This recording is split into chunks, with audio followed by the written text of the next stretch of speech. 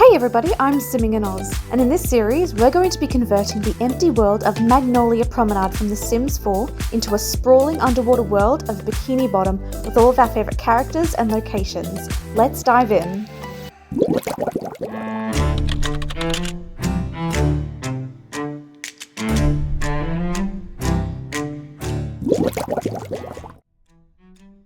Well, I've got to say, I've been knocking out these SpongeBob SquarePants builds like no tomorrow. Here we are at the end, my man alive.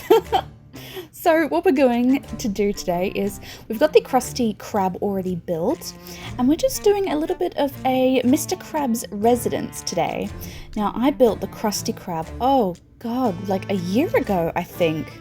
And I have a perfectly good Krusty Krab just sitting right there, and it didn't really need any upgrades. I'm still really happy with how it turned out, so in this instance I just decided to smack it down because you couldn't have Bikini Bottom without the Krusty Krab. And then I had a lot of room to work with, so I'm like, do I do a parking lot or do I try and fit in something? And I knew that this was like prime real estate because there's only 4 lots in this world, and I could do the chum bucket, I could do the Mr. Krabs home and everything. So I decided to go very on theme and just pop Mr. Krabs's anchor home behind the Krusty Krab, just to fit her in there and make sure that most of the people have somewhere to live. And it works well because then the Krusty Krab can be a small business and also have the Krabs family live on residence, so that's really good as well. And thankfully, if it's a small business, then Squidward and SpongeBob can actually be specifically employed by Mr. Krabs to work at the Krabby Patty. So happy days all round, that was the plan, and it worked out mostly. Except, oh my god, have you ever tried to make an anchor home within The Sims 4? It's not easy.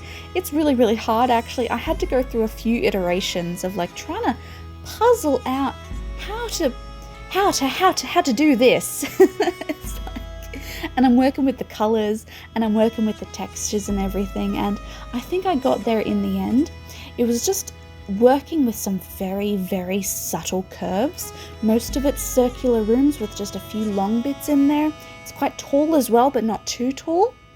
I wanted the whole anchor to be pretty much in proportion with itself and not look weird or too flat in places, because an anchor is pretty much just all curves. And then even then it's got some weird bits to it. So as you can see down the bottom, I put down some sand piles to basically cushion the fact that the building is sitting like fully flat on the ground. And even then it just lends itself like a subtle curve, as if the anchor, instead of sitting directly on the ground, it's more so buried in the sand kind of thing. And I knew I wasn't going to get much functionality out of the side bits of the build, but definitely the central bit I could work with if I made it tall enough.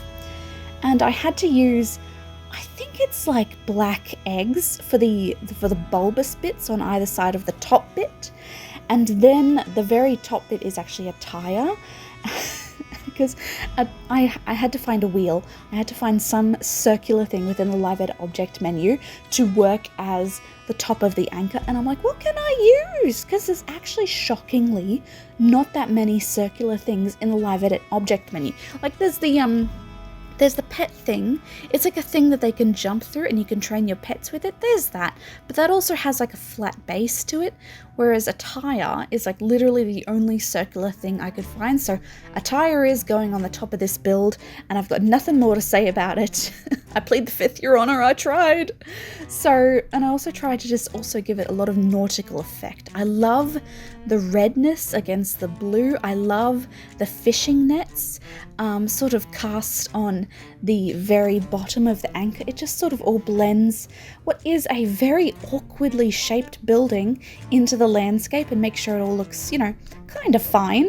And if you look at it with all the other buildings and the thing, it's fine. It's just like, they're all a bit weird anyway. I mean, we've got a pineapple down the road and a rock and an Easter Island head, so, and a literal bucket for a chum bucket next door. So it's not like this is going to stick out like a sore thumb either. It's actually, you know, pretty out there.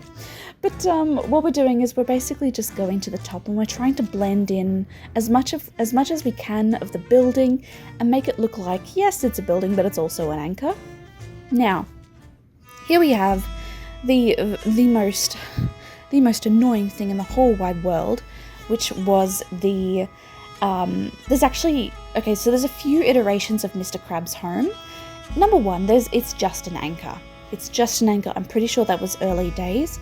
However, if you look at Mr. Krabs' homes in the latest 3D movies, which I've only seen because my nephews watch them, then you'll notice that there's actually been like a big thick chain added to Mr. Krabs' home in like the 3D movies and stuff, and I'm thinking to myself, oh, well, I'm not doing that.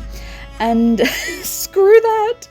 And here we are, doing it anyway, because I was looking at the building and I thought to myself, I have those tires. I mean, I could make it work. I have a lovely tool mod right there. So I thought, you know what, just try, and if it doesn't work out, if it looks weird, just see how you go, love. And it took me, I think, it's got to be like an hour working on this one little daisy chain of tires, trying to finagle it, and sometimes the tires just would not want to rotate. It was a real selecting act of what tires wanted to rotate. And using the tool mod, I melted my brain trying to come up with, like, okay, so if I go to the X to the Y axis, and if I change the directional rotation of the tire this way, it should move this way, but if I elevate it, it should get this direction. My brain was done by the end of this, and I still had all of the interior to go, so the good old brain was chugging along there, ladies and gentlemen. And by the end of this little daisy chain, I'm just like, you know what? No, that's it. I'm just going to cover the rest of it in sand, and it's just going to blend into the landscape, and we are never, ever, ever going to speak of this again or look under that sand pile. It's very much a pay no attention to that man behind the curtain thing. Just don't look, and the illusion will remain, okay? Okay, good. Glad we got that figured out. Now, the rest of the crab residence, I went on there and I looked for reference photos, and shockingly, the reference photos for Mr. Krabs' home, they're a bit weird.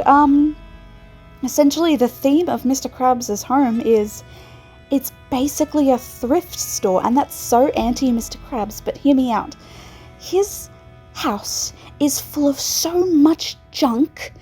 I'm not a clutterbug. Like, I've lived in a caravan at one point in my life, around my university age, and I had to get rid of all my stuff. So I've been in a non-clutterbug era of my life for a very long time, and it's only recently, when I no longer live in a caravan, by the way, but it's only recently that I've sort of like, I suppose I could collect a few things here and there, just some stuff I know I'll love, but still to this day, I'm very much not a clutterbug. So to do Mr. Krabs' home, oh my god, I can't imagine having this much crap in my house. It sets me on edge, I'll tell you what. But the floor plan was honestly not that bad. Like, I tucked away a little area downstairs for a nice little powder room, and I sort of had another little random room there, so I decided to make it just a little storage room, but it actually ends up being a nice little area where you can actually get to the basement from this little storage room. So I thought that was really important, because obviously I needed to add in the safe you get from Get Famous, where you can store all your money and swim and nap in it and all that kind of stuff. That's very Mr. Krabs, so I thought, yeah, this area needs a basement. So what we're going through, and to start off this main area, I basically just covered the walls with every available surface and every available little object. And the great thing about this kind of build is that nothing's wrong. Like, you can basically put down whatever you want and it'll blend nicely. Like, Mr. Krabs has obviously picked up a lot of crap over the years, and none of it's going to look out of place. And if it can be nautical themed, bonus points. You just got to chuck in a few, nets and, cannons and, ship wheels and stuff like that, and all just sort of blend in together. Keep it the nice woodsy tones and you're golden, mate. So it's not actually that difficult. Once you're past the initial making of the anchor, it's all just about the decorating at this portion of the build.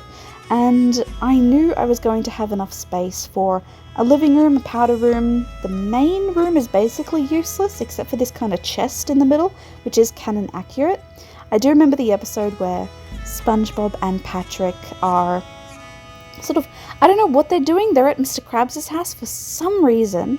I believe he hires them to paint the walls, but then they go there and the walls are just this ramshackle, absolute jungle of stuff.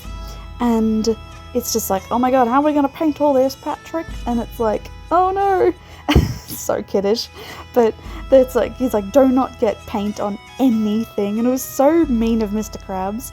And I remember he had like his first dollar framed on the wall. And it's like, the boys accidentally get like the tiniest, most microscopic bit of paint on Mr. Krabs' first dollar, and it's this whole thing, and it's a real charming episode. I also know for a fact that Mr. Krabs sleeps in a hammock. I know that, but it's like, okay, he's very much a shipwright kind of guy. So basically we're just going through, as I said, and just filling up with as much stuff as I possibly could. I wanted also to have some functionality to the build.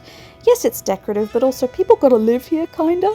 So I made sure to add in some nice seating areas, a nice toilet, and, you know, a couch and a TV and a functional kitchen and a dining table and all that kind of stuff. And just basically try and make it livable at the end of the day, which is, you know, the basics of doing a build. And even then, I'm pretty sure Mr. Krabs also has a cellar. How do I know he has a cellar? I am digging deep. Like, usually for my builds, I don't go back and research too much. I'll look up a reference photo and I'll be like, oh yeah, that works. But I won't go back and watch a whole TV show based around a build. I mean, I will if I'm doing a whole save file on it. I may watch, you know, a few episodes of The Simpsons and whatnot, just to sort of do some research. And I happen to be watching the Twilight movies at one point or another, so I'll just, you know, keep some things in mind, make a nice little list in my phone. So, but I honestly did not do any in-depth research for the SpongeBob stuff. It's all just so ingrained in my head of just childhood memories of watching maybe the first few seasons, and the first few seasons are obviously the best. Come on.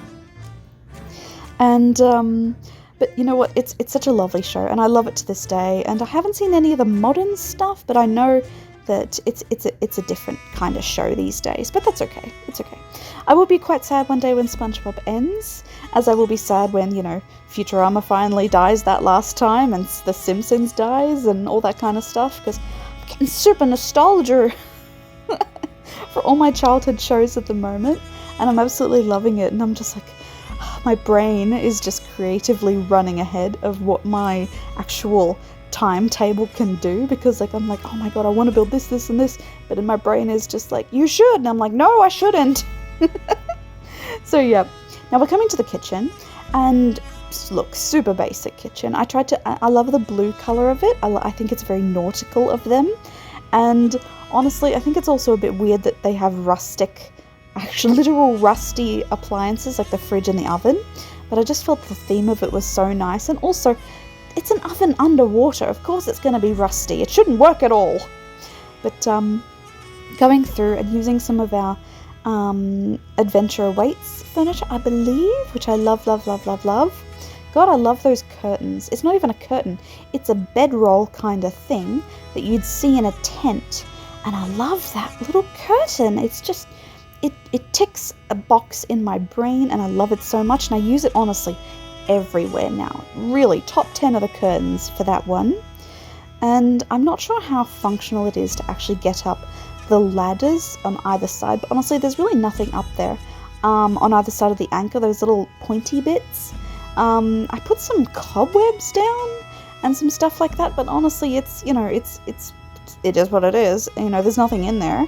All the important stuff is in the safe downstairs. I do like Mr. Krabs' office though, in that it's very old world, very nautical. I love that he has a, I gave Mr. Krabs a guitar collection, because I felt like Mr. Krabs needed a secret hobby or something. I know he loves his, Find the Treasure board games and, Davy Jones's Treasure and stuff like that. I know he likes that, but that was more of an obsession. But just as like a general older person hobby, I feel like he would so collect like vintage guitars, which I thought was really fun. And as I was doing this, I was giving some thought to like, okay, do we ever get final confirmation about who Pearl's mother is? Because that's going to come into the build somewhere. I do believe I put down a rocking chair in Mr. Krabs' office and have like a knitting basket next to it. I don't think Pearl or Mr. Krabs knits, but I do like to believe that maybe it was like something her mum did. Like in my mind, I feel like Mr. Krabs adopted Pearl. I feel like, yes, he's greedy in a financial aspect, but his character, while being absolutely garbage dumpster fire in certain aspects, especially with how he treats SpongeBob and stuff, I do believe he has a little bit of a softy heart in some instances, so I could see Mr. Krabs adopting Pearl. Again, this comes into me not doing any research whatsoever before I build something, so I could be talking out of my ass, but but I love the idea that Mr. Krabs has adopted Pearl. I've seen all the fan theories and the videos and the deep, dark theories about SpongeBob and everything, and while I think some of them are a major stretch, I don't really buy into too much of them. Like, at the end of the day, it is what it is. It's a children's cartoon, and it's a lot of fun, but sometimes it's not that deep, bro. It's okay to just let it be, and I subscribe to that. Sometimes you just gotta chill with it and it'll be fine. I love Pearl's room. It's like this beautiful little pink haven, and I feel like it's very girly for her, and I love Pearl. Like, I made her very confident and outspoken, but also a little bit boy crazy and quite girly and everything, and she's sort of broad, like she's got a sort of broad physique, which I thought goes back to her sort of whale roots kind of thing. She's got all these little stuffed unicorns and everything. It's so gorgeous. And at the end of the day, I love that she's kind of walks all over her dad in a way, as she does most people. So I really like that about her room. And she's got some magazines and fashion and everything. And it's this very typical teenage girl, which I like. It's a nice little bit of breath of fresh air away from what is a very nautical and cluttered build filled with a lot of brown. Next, I think we're moving on to Mr. Krabs' living quarters, and I try to sort of, whenever I try to come up against something that's very canon, the fact that Mr. Krabs has a hammock as a bed, and it's like, it obviously can't be functional. It cannot be. So what I did was, typically in that scenario, I'll make the bed that's in canon, but then I'll sneak in like a fold-out Murphy bed somewhere in the build, if I can, close to the actual bedroom, so it can also just sort of stand in for a way for the characters to have their canonical bed, but also have a place to sleep in functionality. So it's a best of both worlds kind of thing. So Mr. Krabs obviously has a very long bedroom, so I made that intentional just so he could fit that Murphy bed in there. And otherwise I did give him a hammock. I made it from like these party streamers, which I thought was really fun. I was going to go through and attach a rope to the hammock and make it look like go off in different directions and connect to the walls and stuff, but by this point I was so tired and I didn't have any rope. I didn't know what rope object I would use in that scenario unless I was using power lines, so eventually I popped a hammock on some wooden stakes and I left it at that. I was tired and I was ready for this to be done, so yep. But what we're doing is we're just sneaking in that Murphy bed now. But I really do like this build. I feel like it would be down the list of places people will actually go to, but you can actually obviously still go there. If you're going to the Krusty Krab, you're going to this build as well. And I have made it so that this is residential. It's not employees, it's not open to the public, or at least it shouldn't be. Barring any Sims 4 glitches, this is absolutely a private residence for Pearl and Mr. Krabs to sort of, do their thing. And I like the idea of, in the morning, Mr. Krabs can go forth to the Krusty Krab, which is right there. He'll go through the back door. And he'll go through and start the day in the Krusty Krab, which I thought was really cute and literally SpongeBob and Patrick are, pardon me, Squidward and SpongeBob, not Patrick, Mr. Krabs would not do well, are literally like stone's throw. And I think that's one of my favourite things about this SpongeBob save file is that the world is honestly super tiny, but I love super tiny worlds, and it's a crying shame that we only get a really small one in Magnolia Promenade, and it had to be Bikini Bottom because of course I was going to do SpongeBob, but I'm a little bit sad because like I have other things I want to do, and even then I have to go, okay, I have a lot of worlds to fill in and I have a lot of lots to fill in. It's so much work filling in a regular sized world with a save file, so oh gracious me, it's a lot of work. So having a small world like this for Bikini Bottom was just an honest to God godsend. And even then, I love the idea that it's so cramped that everyone's just going to be in each other's business in terms of gameplay wise. Like you go to the Krusty Krab, the whole neighborhood's going to show up. You're going to have Sandy, you're going to have Mrs. Puff, you're going to have Patrick, you're going to have all the other residences of all the other save files, so it's going to be some weirdos at the Krusty Krab, I'll tell you what. But it's just exactly what I wanted it to be. Anywho, I am done now. Thank you so much for coming along to my Krusty Krab build, and this officially marks the end of the Bikini Bottom builds.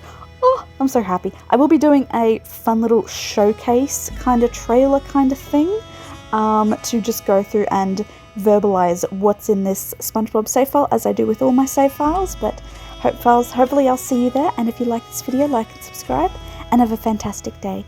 Bye bye!